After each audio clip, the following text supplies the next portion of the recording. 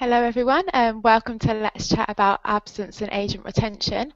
I'm Megan Jones and I'm pleased to be joined today by Claire Luckman, Paul Allen and Stuart from UCAS and Giles McClellan. Paul and Stuart, would you like to introduce yourselves to everyone? Yeah, absolutely. So I'm Paul Allen and I'm the Planning and Outsource Manager for UCAS Contact Centre. And I'm Stuart Williams. I am the manager of the contact centre, although we've got a new name now. We are the Customer Experience Centre. But I still. Okay, Giles, would you like to introduce yourself to the audience? Yes, my name's Dr. Giles McClelland. I'm a principal lecturer at the University of Central Lancashire up in Preston. I think if I recall right, I've got 320 UCAS points. Okay. But yeah, and I've done a lot of research in call centres, particularly in job design. My specialist area is job design. Okay. And Claire, would you like to introduce yourself to the audience as well? Hello, good afternoon. My name's Claire Luckman. I am a merchant team leader for a plasterboard manufacturer called Zinnia. Okay, brilliant. Okay, so what's going to happen today, we've got a chat room running alongside this video feed. So if you are just joining us on Google Hangouts, you'll need to go to www.callcenterhelper.com/chat to join in the conversation today. Alongside anything posted in the chat room, we're just going to be running a commentary and just posing a few questions to our expert panels today. So the first question is, how much of an issue is absence in your contact centre? Claire, would you like to kick things off and tell us a bit about how absence affects your call centre operation? Okay, we are quite a small contact centre operation, so we have 22 heads on our floor. So as you can imagine, a second we get a bit of absence, it really, really does affect us in terms of the volume of work we're able to deliver. However, year to date, we're tracking at 4.9 for 4 points. So it has an impact, but I think we're managing it well. Okay, Paul and Stuart, how do you find absence affects things in your call centre?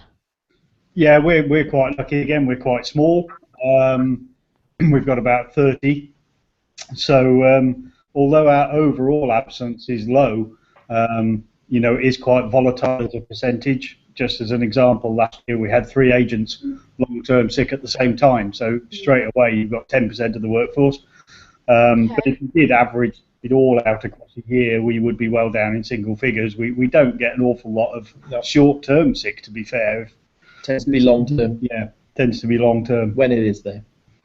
Okay, and what do you think is in place that makes it more of a long-term issue than just short-term? Is it? There's a lot of factors. We do have quite a robust absence management process that we follow.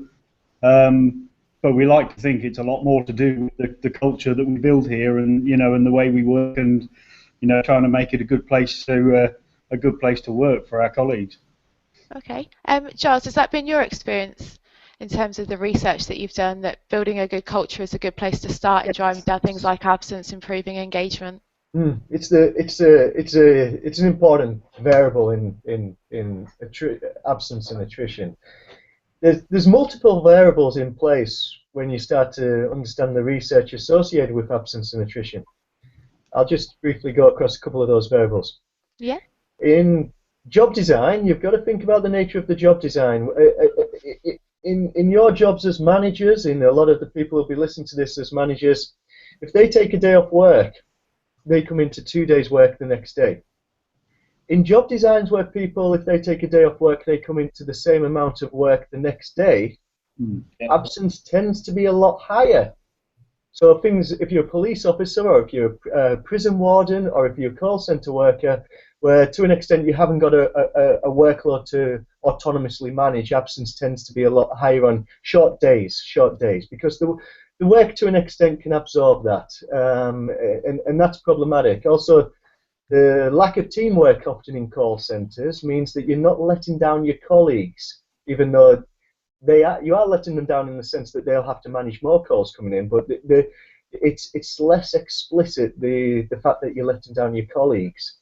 And then also you've got to think about another variable is the demographics of your workforce. If you've got a lot of, this might sound generalizing, if your call center is predominantly female young mothers, when a child or a toddler is ill, it tends to be the mum who takes time off work to look after the child.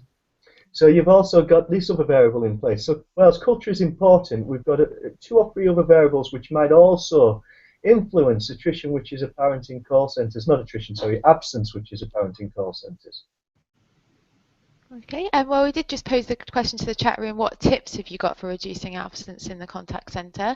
We've had quite a number of responses in. Andy does agree with you, Giles, and says leadership is key, and inspiring leaders to inspire people to be honest and be in work. We've also had a few other tips coming in saying using an absence passport, i.e. looking at trends and having an in-depth return to work interview, is coming from Paddy. Claire, do you do return to work interviews in your call centre? Absolutely, and Paddy's hit the nail on the head. That return to work is key, not only in, I'm going to touch on it, weeding out those duvet day people, but also in identifying whether there is an ongoing issue that we need to support our teams with, and that's really important. We look at that as part of triggers as well. So is there an ongoing issue? That return to work is so vital for getting all of the detail and all of the information. And yeah, that's my tip. You posed the same question to me, what is the top tip? It's that return to work, and do it straight away as well, not wait. As soon as they're back in the next day, right, let me help, because you need to make sure they're fit to be back in work. If they brought themselves in to avoid that peer pressure from the colleagues, I appreciate what Giles is saying, but a lot of my guys, even though they know the same volumes the same, they don't want to let their team down. So when they're coming in when perhaps they're still poorly and it's going to affect other people, I can see the 2 guys there nodding. I'll hand it over to them.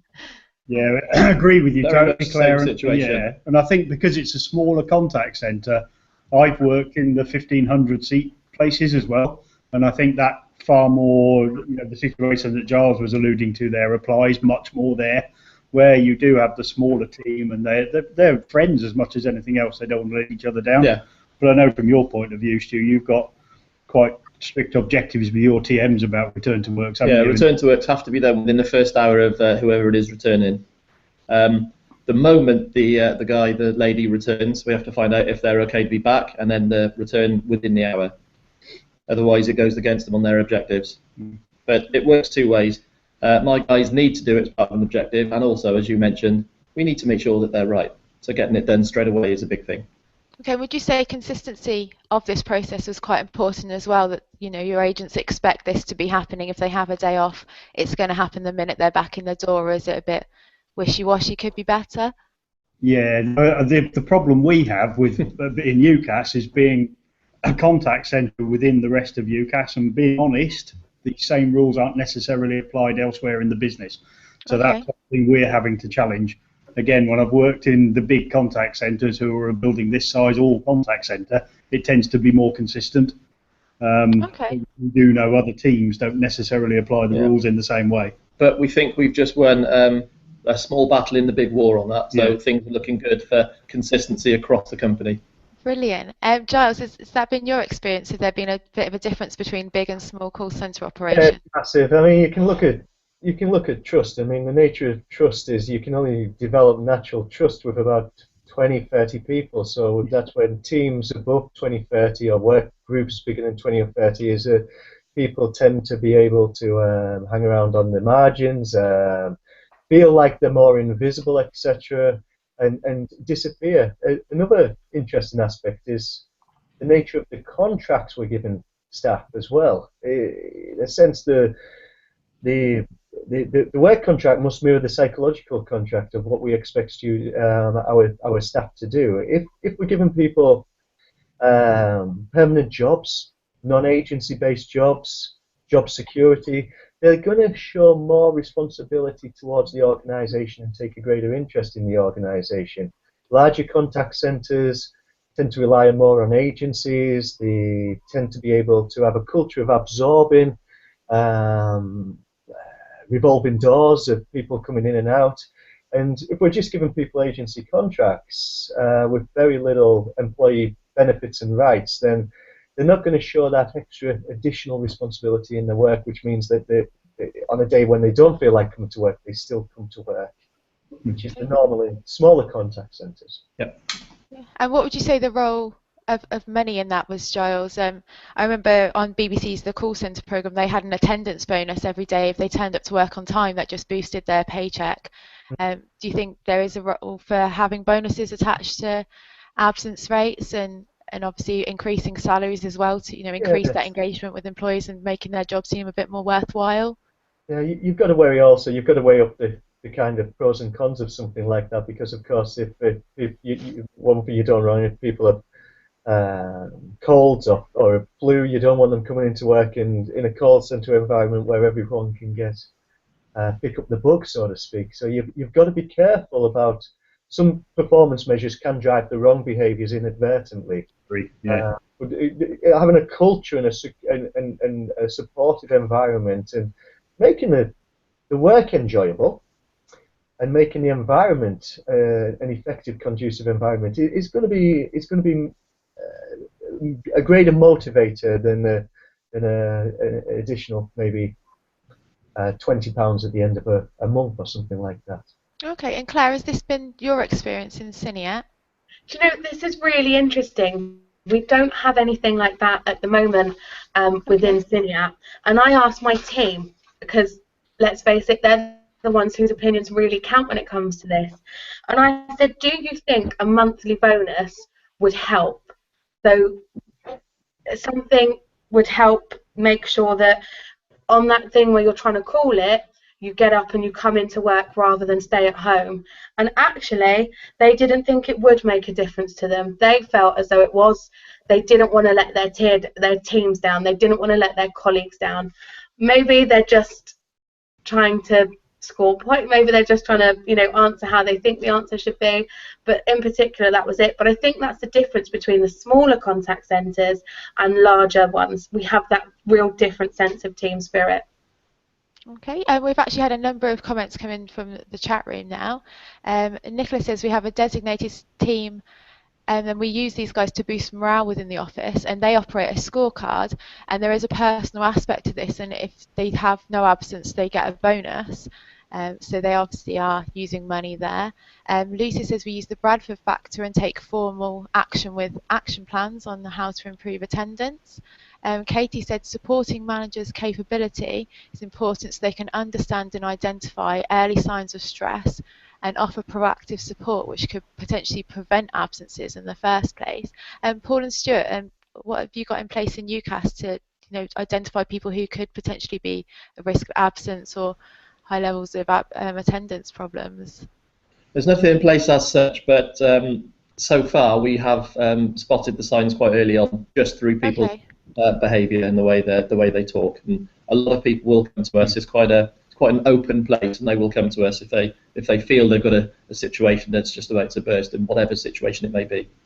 Okay, so you say communication was a key driver there, and just having a culture of openness really is key to. It comes back to the culture point and the TM's Stu's team of team managers being very close to their teams. They're around them all the time. So you soon know, just like you would with a friend, if something's not quite right with somebody. Yeah, no, that's really good to know. We've had a tip in from Glendon saying good leaders generate staff that want to perform and feel bad if they don't. This includes absenteeism. Also, if you tie the development goals to an attendance target, this can help motivate. Again, David's agreeing there, saying good leadership, good development plans, and ensuring people don't stagnate in their roles. Claire, what do you do on a daily basis to make sure that people are happy just coming to work and that they're not getting bored? We have a whole range of activities, from the more formal, those the one-to-ones, appraisals, those sorts of things, to the informal. We've recently undertaken our second employee engagement survey. We asked the team what makes it a fun day. Today is Thanksgiving in America, tomorrow we're having our own little version. I'm going home tonight to make hot dogs, and we're going to have a little bit of workplace appropriate fun and share what we're thankful for as a department and be thankful for our colleagues. A little bit cliched, I understand that, but I think that's a vital part in. And I'm watching the chat room now. People are saying it's how do you make it fun? How do you engage with the team? And once you've got that buy-in, everything else almost falls into place. Yeah, agree. Okay. We have had, yeah, as Claire was saying, the chat room has been buzzing. We've had quite a few comments in now saying that, Glendon again saying it's probably worth looking at leadership in your contact centre if there are major absence issues as a way to start addressing things properly. Vikram said we have a contest separate from monthly bonus where agents get to score marks and they get a quality incentive when good attendance carries some of this through. And that also includes other factors like first contact resolution and CSAT as well. Grace is also using scorecards to track absence. Crystal's actually raised quite an interesting question of what support do people have for managing mental health issues. Giles, what's your opinion on this in the call centre? Should more be being done at the moment to address these issues sooner? Yeah, in a sense of the job statistically is one associated with high stresses. Okay. And it's when you look at the most stressful jobs, the factor which they've all got in common is dealing with difficult customers, whether it be social work, police work, teaching, or call centres. So you've got to give people the opportunity to be able to deal with customers effectively. The culture of the customer is always right is not actually a positive culture to have. Customers can be irrational. Their expectations can be irrational. So we've got to be able to put our autonomy and trust in the individuals to be able to make judgments about customers and not have to take abuse. You also have to an extent, create work systems which allow people, when they've had a difficult, stressful situation, to step away. Now, the problem is in some call centres is it's very difficult, or staff are scrutinised if they need a timeout or if they log off away from their phone. In a sense, you need to develop your team leaders to sense and respond to individual cases, to put the key performance indicators, to put the service levels, whatever you, to one side and make judgment on what they sense, respond effectively to what they sense. And that is key. That is key. If someone's had a stressful situation, they need to go away from that stressful situation. The stress will just continue, and it's going to create burnout. It's going to create negative outcomes for the individual. So building workloads which can absorb stressful situations in some call centres is key. Okay, thanks for that, Giles. We've had quite a few comments actually coming in on the chat room on this. Nicholas said we have a wellbeing committee and occupational health team who deal with various issues such as mental health and stress awareness, and have personal meetings between counsellors and agents to address any of these issues. Katie said we started providing training to managers around this subject so they're better equipped to have more effective conversations with members of their team who might be suffering from stress, depression or anxiety. Their course is not to become a doctor or a therapist, but just to provide some practical support on a day-to-day basis. It would be interesting to see if anyone else is doing anything like that. And in follow-up to what we were talking about, Claire, about making the call centre more of a fun place, some people have said that they're doing Fresh Fruit Fridays, dress down days. Paddy said they're taking their teams to see the new Star Wars film, which sounds like a bit of a logistical nightmare, getting everyone off the phones. But yeah, I think where there's a will, there's a way. If they rotor it properly, I'm sure everyone will enjoy that. Have you ever tried to do anything like that, Paul and Stuart, get everyone off the phones, you know, for a group cinema trip or anything like that, just to give a bit of a morale boost? Not a cinema trip. You know, at UCAS again, we are quite lucky here in that we're not in a competitive environment, so we can actually close our contact centre down at certain times of the year. Obviously, we have to be aware of where our applicant cycle is, but at certain times of the year, we do have a complete UCAS close down once a year in October, where the whole business shuts down for an afternoon. We do business stuff in the afternoon, and then it goes into a party in the evening. But we've also had times we've played rounders on the back lawn and various other bits and pieces. We have a shutdown once a month for a couple of hours where the contact centre shuts. for comms, and we sometimes play some games and have some fun in there as well. But it is more difficult to do if you're in a competitive environment, unless, again, you've got a big contact centre, so you can maybe shut down little sections of it at a time, or however it would work. Okay, would you say there's a lot of benefit to doing that though? If people can find a way to do it, is something you definitely recommend in terms of day-to-day management practices? Absolutely, Yeah. and the one thing is we've talked a lot about operational management. Obviously, I'm a resource planner, and traditionally the resource planning team, and particularly real-time managers, have been very much almost nail everyone to their seats and no one shall move.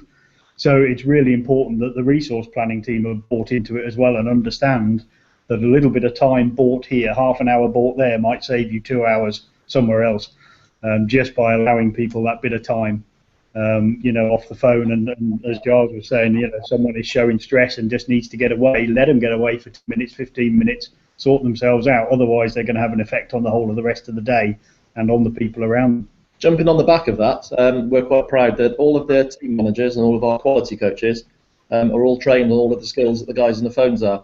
So if anybody has a really awkward call that they have to disappear for 10, 15, 30 minutes, whatever it is, if it's busy, we can get anyone in the management team to jump on and soak up those extra calls. Yeah. Okay. No, that seems like a really good idea there. It'd be interesting to see if anyone else in the chat room does anything like that, has the management team step in. Claire, is it like that in your call centre? Is everyone trained up to be able to step in if there are some difficult situations to pull through? Yes, so as I mentioned, I'm a team leader.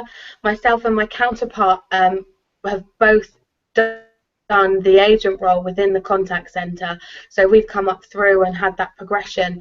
Interestingly enough, we also shut our contact centre. Now, we shut for an hour a week on a Thursday between 2 and 3, and that's something that started at the beginning of this year.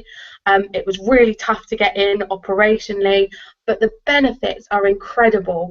For anyone who's in a smaller contact centre who struggles to get the teams together for training, what we used to find is it would take us months to roll out one thing because you could only get to your agents one by one. There was the potential to have mixed messages because someone else would ask a question that someone else didn't. So to have that time and that resource, I think that's fantastic. I know we are seeing the benefits of us doing it. I didn't realise it was so popular with the UCAS guys as well doing it. It's really good to gain that buy-in, and it all links and feeds into the cycle. Absolutely. And your customers will get used to it. We're all used to going to the building society or something and finding they don't open until 10 o'clock every Thursday for staff training. Everyone gets used to it, and it just needs to be done. Okay, thank you for that, guys. We've had another question in from the chat room now from Rachel. She says, we have a trend of a Christmas spike in sickness and absence, increasing by 2% year on year in December. Any tips on how we can try and prevent this spike? We're looking at running a Christmas incentive, but just generally looking for some different ideas. Giles, do you have any ideas on how Rachel could tackle this? What's important to people around the Christmas period? It's difficult to say because you've got a lot of variables there which are coming about for Christmas. It's the celebration period, it's the party period. Look at your demographics of your workforce. If is there any trends there? Is it the 20-somethings, the teenagers who are having a lot of time off? There's a certain variable there which might be apparent.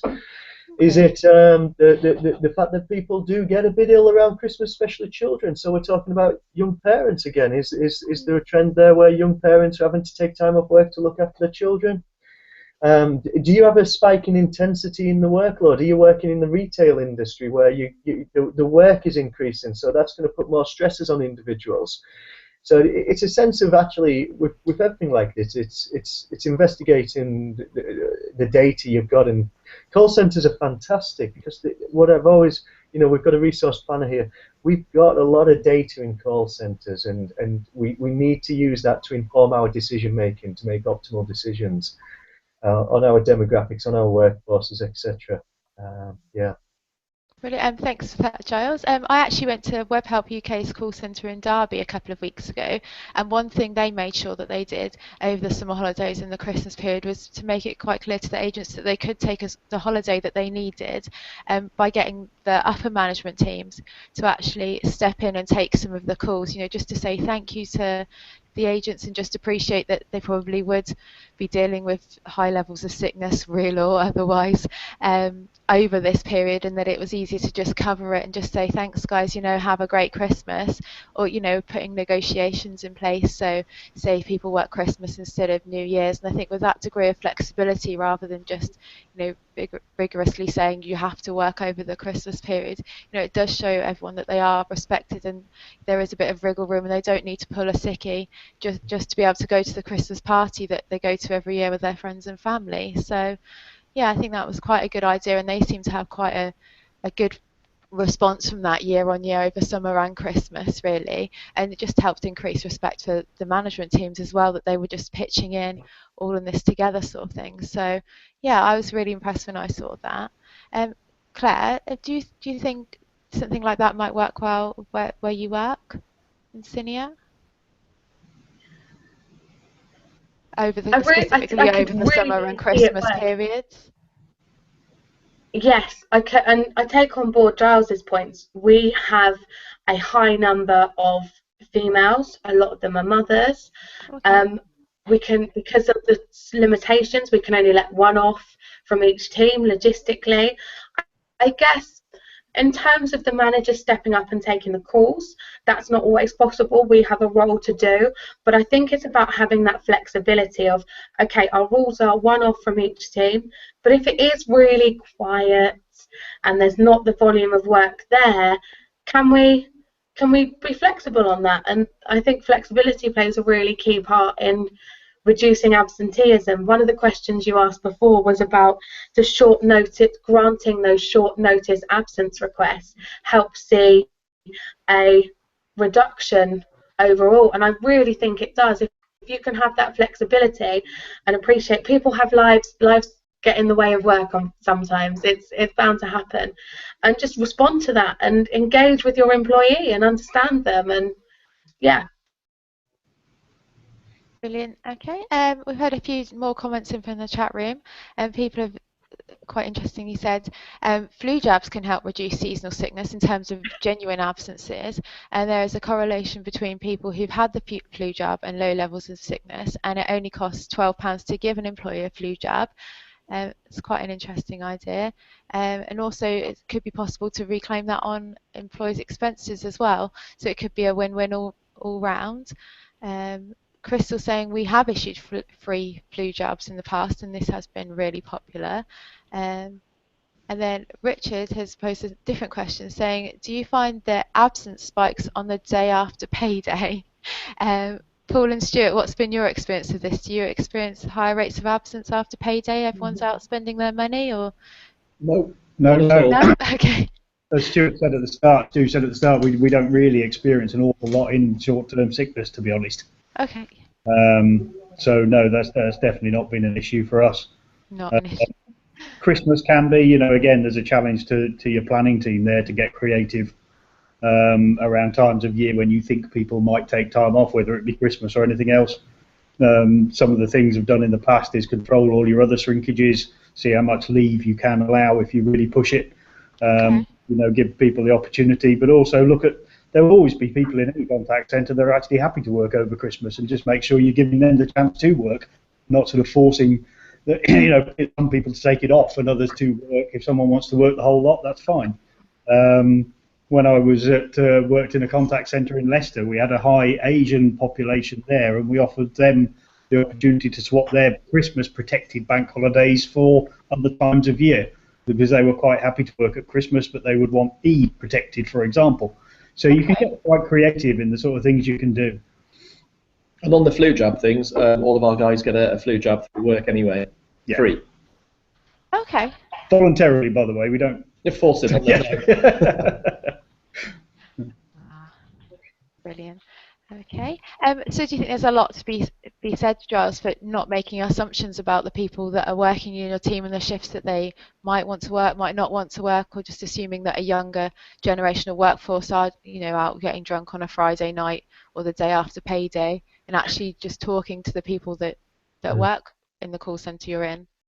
It's in all kind of group environments, a greater demographic, psychographic mix is a balancing factor. So in a sense, if you are like some of the kind of characteristics of call centres, a lot of young 20-somethings or teenagers in their first job, in their first work environment, etc., all working together, then certain behaviours are going to become contagious.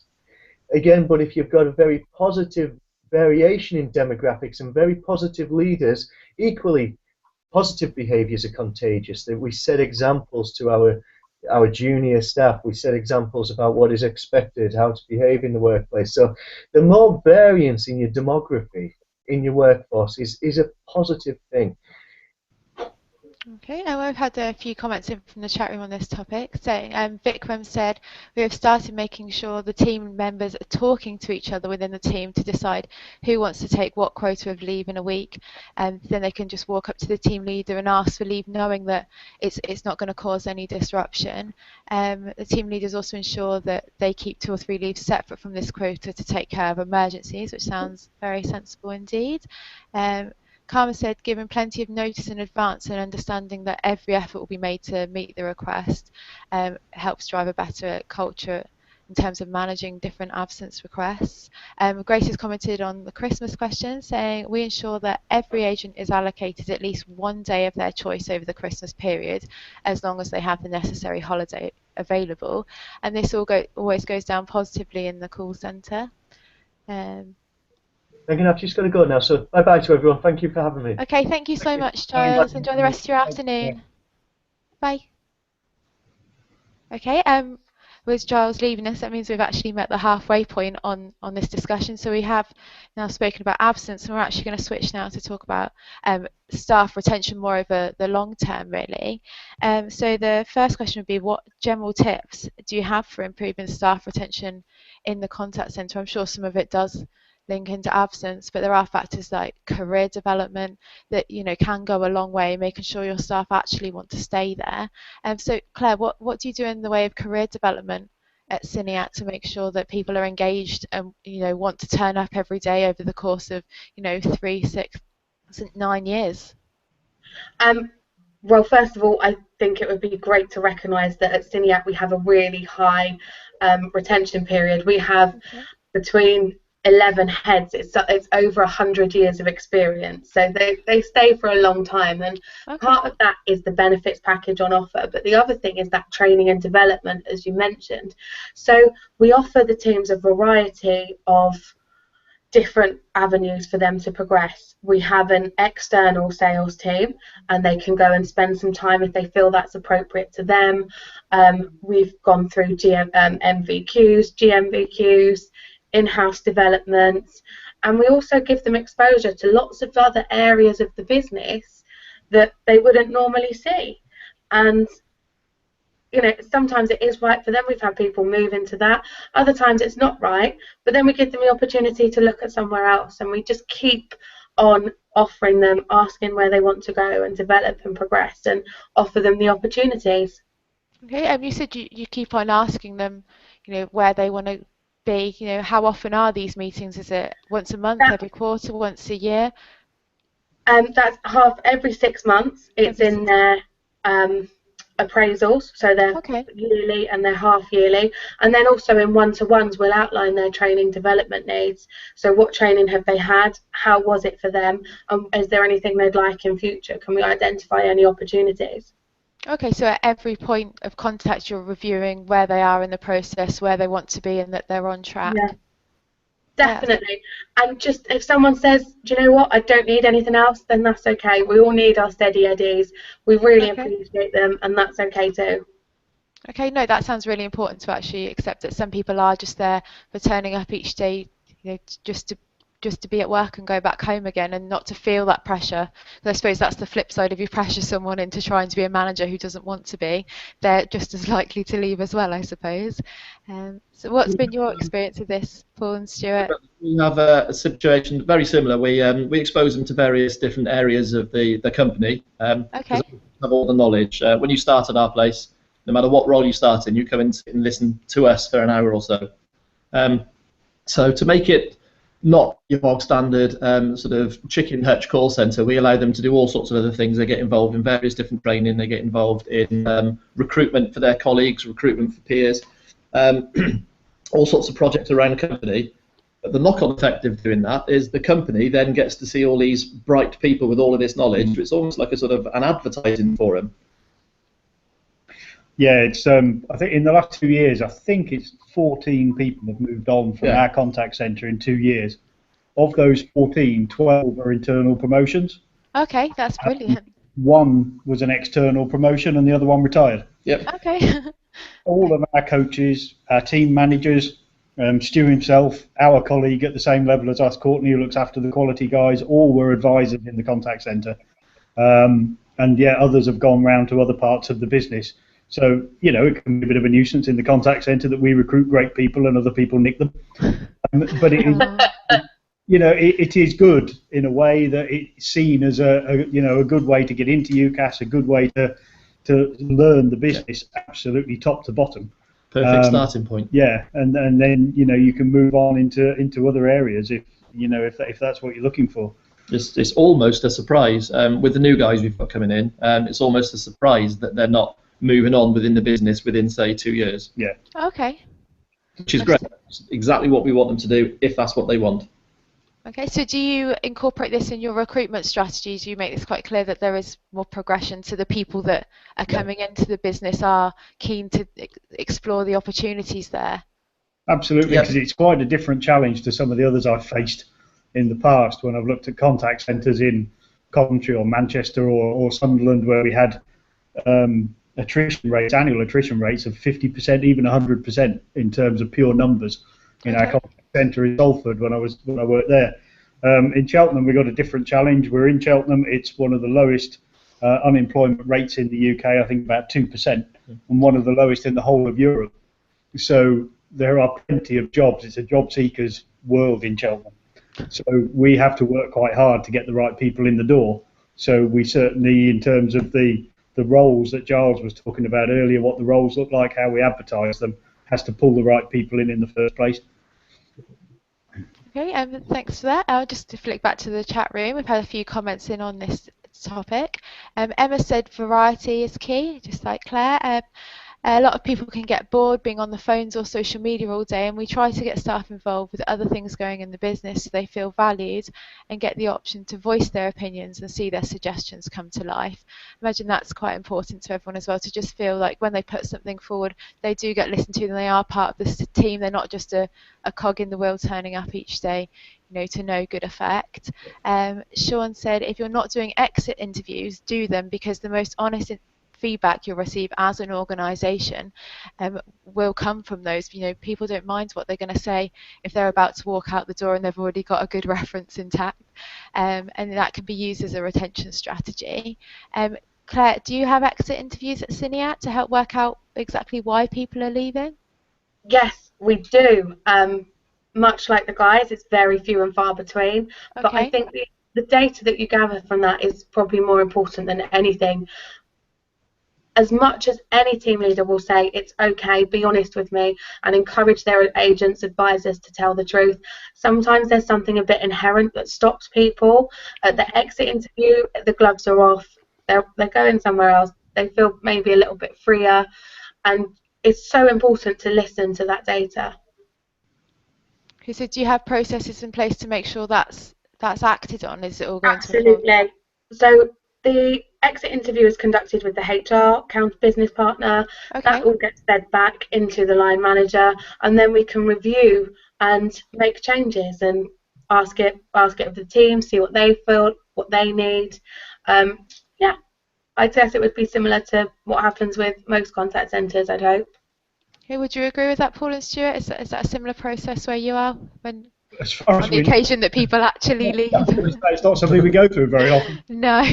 But yeah, there is an exit interview process here. Brilliant. Okay. Rachel said, I think an exit interview needs to be someone non-biased. So I've seen some done with a team leader, and it's hard to give honest feedback even then. So I suppose even if you are on the way out, that sense of authority or, consequence is still a bit ingrained there. Sean's come up with a bit of a different idea for keeping people in their jobs on a longer term basis, saying loyalty bonuses work, but I think a clearer banding structure based on experience is more effective and doesn't seem as much like bribing people to stay. I suppose if you get a reputation for bribing people, it's probably a shout of a bigger problem in the call centre, so slightly worrying. Vikram said, reduce any attrition that could be related to scheduling by working in partnership with your HR team and ensuring there's a lot of communication with your new hires from the point of application for the position.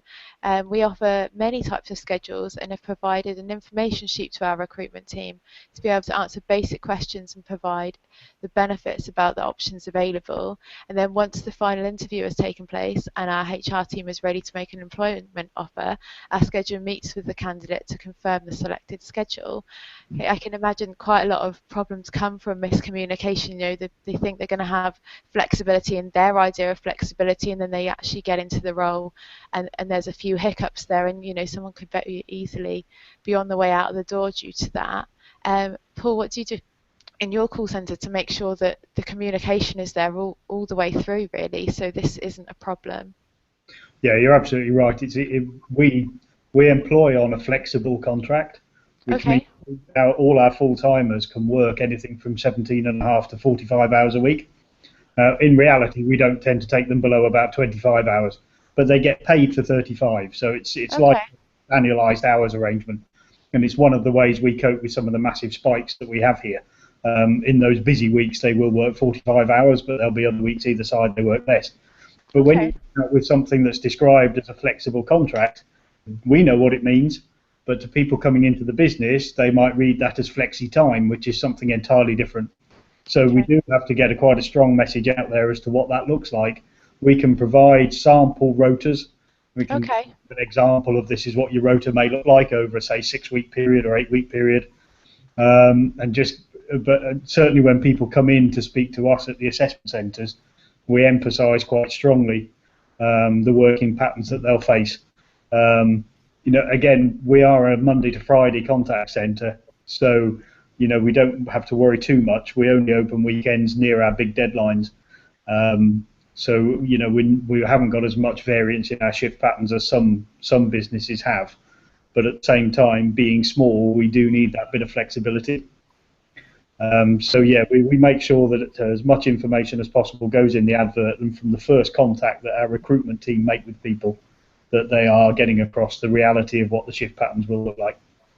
Okay, and does that go for informing them about results day? Because I suppose other than, unlike a lot of call centres, your big business is that one day a year in August when the A-level results come out and the phones ring off the hook. So is that something that's built into the recruitment process, the expectation of being around to prepare for that one day and its importance really, and that being part of that is part of the job? Yes, and then people need to understand that they're not going to get holiday at that time of year, and it's a big holiday time. Obviously, it's the middle of August, and nobody in UCAS gets holiday. So you join the company, that front. So yeah, absolutely. Same with the middle of January, although obviously that's not quite so popular for holiday anyway. Okay. Well, I've had a comment in from Jonty saying that training and personal development is really important to the long-term retention of staff, but also a key factor in people staying in a job is if they have a best friend at work, and the more people have as friends, the less likely they are to leave. I suppose that goes into what you're saying earlier, Claire, about almost that camaraderie, not wanting to leave their colleagues behind in terms of sickness and, you know, dragging themselves in to be there on that shift.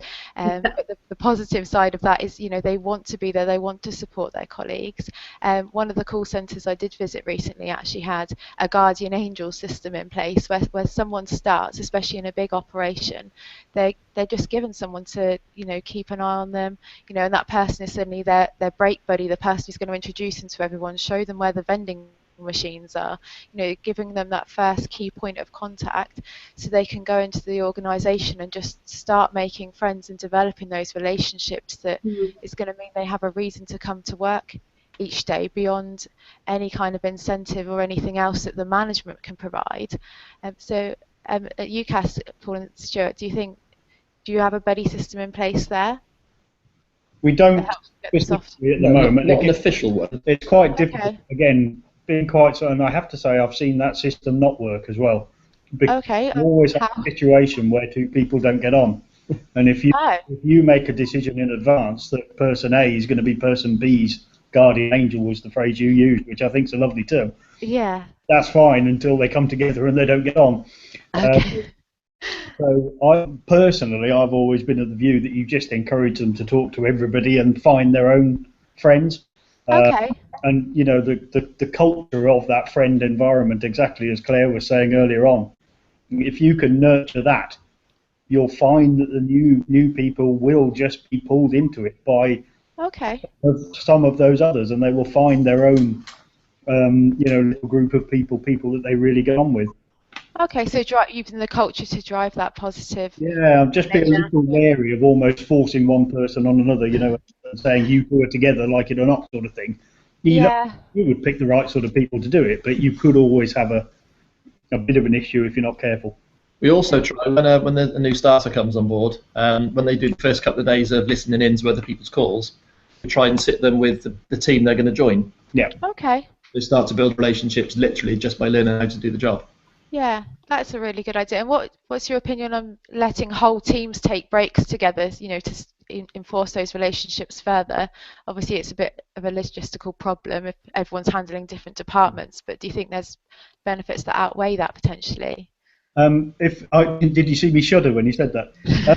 I think from as a resource planner, my natural thing is to go, no, we can't do that. And in a small call centre, unfortunately, we couldn't let it happen.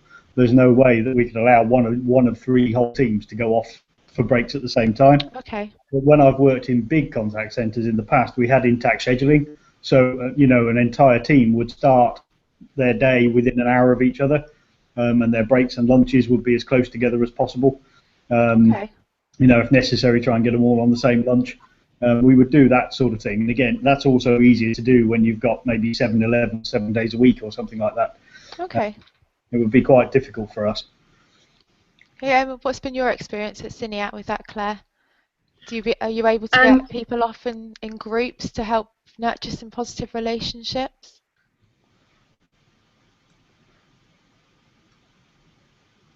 Have that training hour every week, so we can get a particular team all together in that one. But the other thing that we do is so similar to the guys at UCAS. In fact, I wonder if they've taken a peek at our induction plan. But we have the guys sit. The guys sit with the teams, but we also have a welcome pack.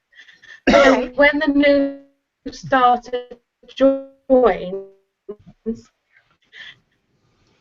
they get a list, make conversation with everyone's name and a small introductory paragraph with like almost that warm introduction straight away. Yeah, that sounds like a really good idea. I saw something similar. Intimidating.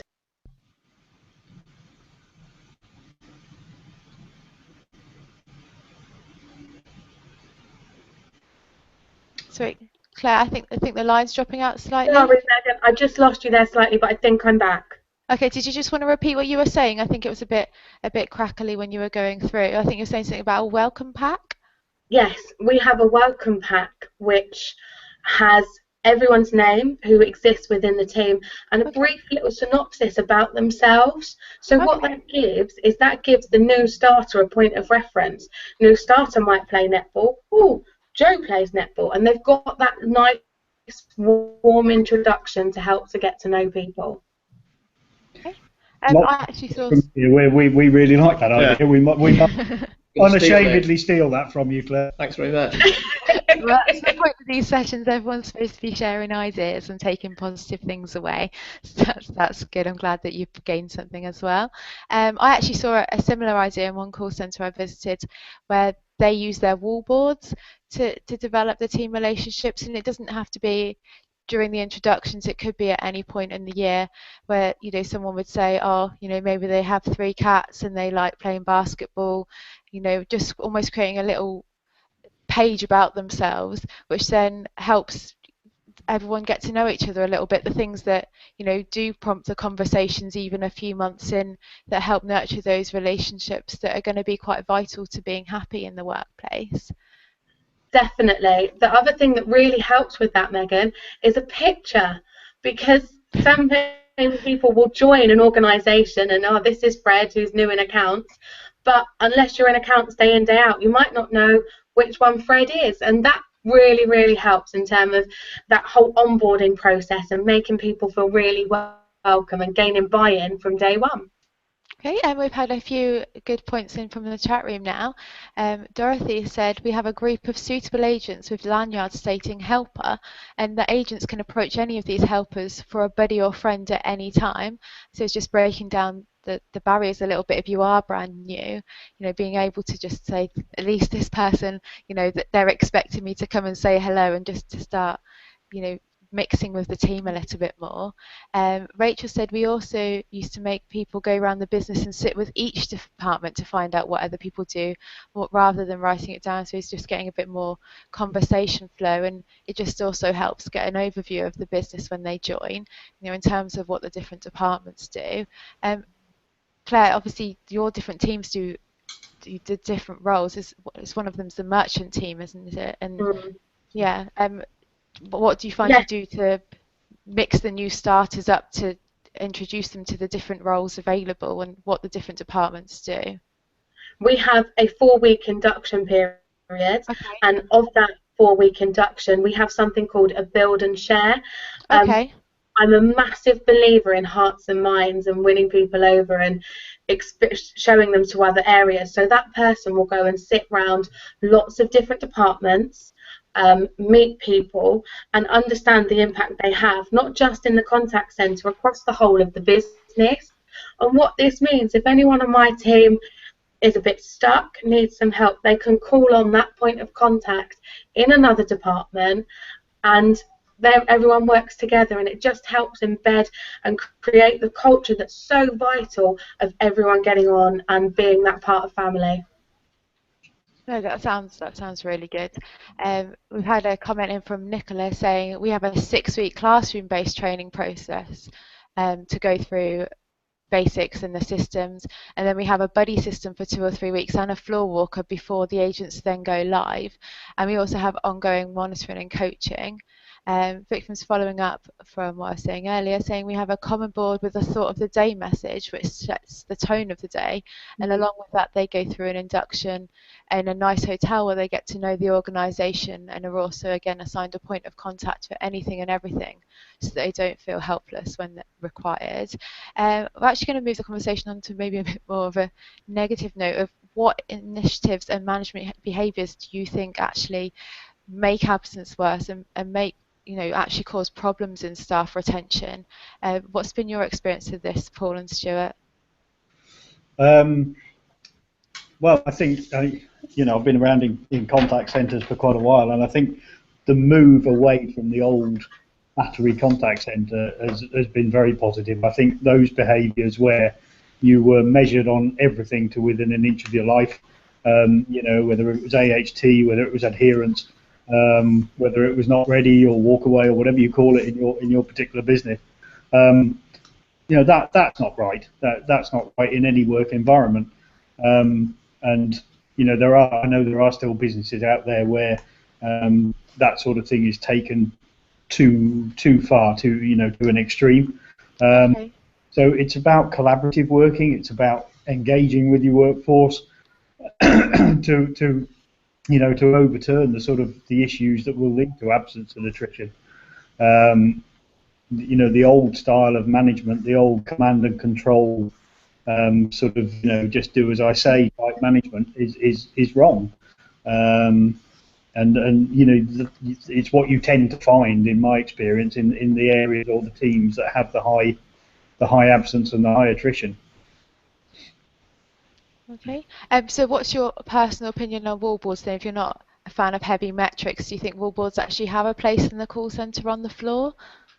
We don't use them at the moment at Okay. users, but that was because the only ones that we could have were the very old-fashioned contact centre dot matrix style wallboards, which didn't give great information. We are in the process of buying new technology, and we're looking to put wallboards on TV screens, but more in the form of dashboards and screens we can use for a lot of other information. So, we can put a bit of performance stuff up there, but general performance, because again, good advisors do like to have a handle on what is going on in the business, because then we empower them to make some of their own decisions. But not the old-fashioned, there's X many calls in the queue flashing red, and that's the sort of thing we want to move away from. Yeah. We have to get them to care about the call that they're actually on. Yeah. Okay. Yeah, not worrying about what's coming next. Exactly. That's for us to worry about, not for them to worry about. Yeah. Yeah. I actually went to Neopost call centre in Essex last year, and they were using their wallboards very positively to congratulate staff who'd won Agent of the Month, almost as a reminder as well that those awards had taken place, last month and the months before, just bringing it back in the loop. It was actually used to tell everyone if there's a visitor as well in the call centre, so they don't just see some stranger walking around and worry that someone's checking up on them or something's not quite right, just keeping everyone informed about the smaller stuff going on the sidelines as well, to just help maintain that informed, positive environment. Claire, what's your opinion on wallboards? Have you got them up at Cine? We have. I feel that we have what Paul's looking for. We've got TV screens. Okay. Actually, we do show the calls in the queue. Okay. But not to encourage the agents to rush, but it just helps them advise, right, do I really need to go and get a cup of tea right now? Should I just hang on a minute and wait for that? We're all about the quality and managing that, but we find that they can then see who's doing what, so it shows the availability status of the other agents within, and equally we flick the screen between the metrics of the calls coming in. We use very similar to Neopost, we share our good news, we have a monthly presentation, so they get business updates on there.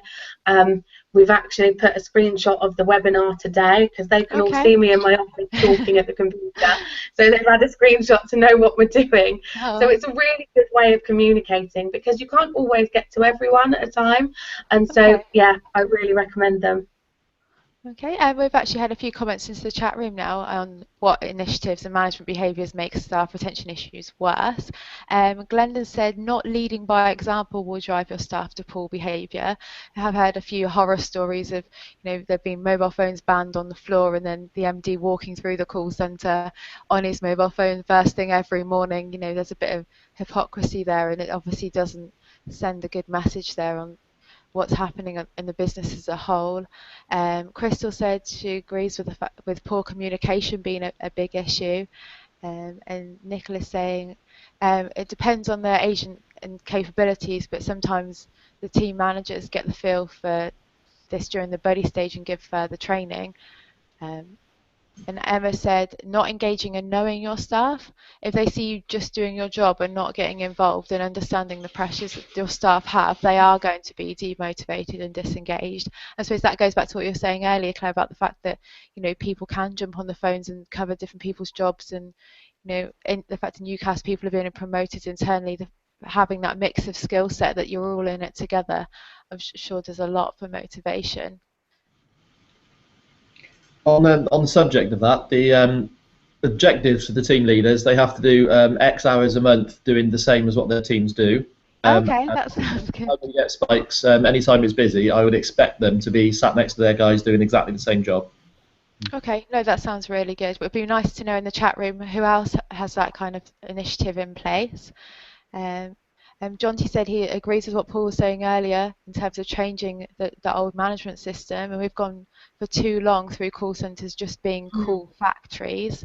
Yeah, it's high time that was overturned really, and things were a bit more positive. I think. Actually, I just realised it is now 2 o'clock. Time flies when you're having fun, I'm sure. So I'd like to wrap things up now. Just thank everyone in the audience for being part of the chat room discussion today, and also thank Paul and Stuart and Claire for joining in the discussion on the video feed. We are continuing the Let's Chat series, and we'll be back after Christmas now on Thursday the 18th of February talking about metrics. So I'm going to post that into the chat room, so you will be able to see the link and where you can sign up and add that same calendar diary to be able to join us in the new year. So yeah, thank you very much to everyone, and I hope you have a nice afternoon. So thank you very much for joining us. Take care. Bye. Thank you. Thank Bye. you. Bye bye.